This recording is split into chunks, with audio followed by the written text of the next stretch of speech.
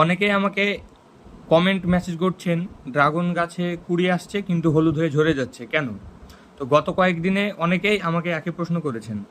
Dragon ফলের গাছে কুড়ি আসছে কিন্তু বড় হওয়ার আগেই হলুদ হয়ে ঝরে যাচ্ছে, আবার কারো গাছে ফুল ফুটছে কিন্তু ফল ধরছে না।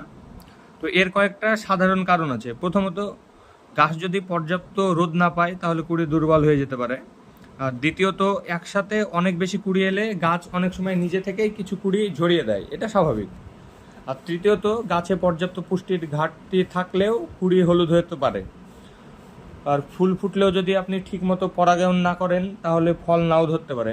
তো আমি যা করি, গাছকে প্রতিদিন নিয়মিত রোদে রাখি, কারণ আমার গাছগুলো সব ছাদেই থাকে, আর ছাদে তো খোলামেলা সবসময় রোদ পাই। আর অতিরিক্ত জল জমতে দিই না, আর ফুল ফোটার রাতে আমি হ্যান্ড পলিনেশন করিয়ে দিই। এছাড়া মাসে 1 থেকে 2 বার জৈব সার বা পচানো সবজির খোসা জলের সাথে মিশিয়ে গাছে ভালোভাবে দিই। দেখুন, আমার গাছে হ্যান্ড পলিনেশন করার পর সুন্দর ফল ধরেছে।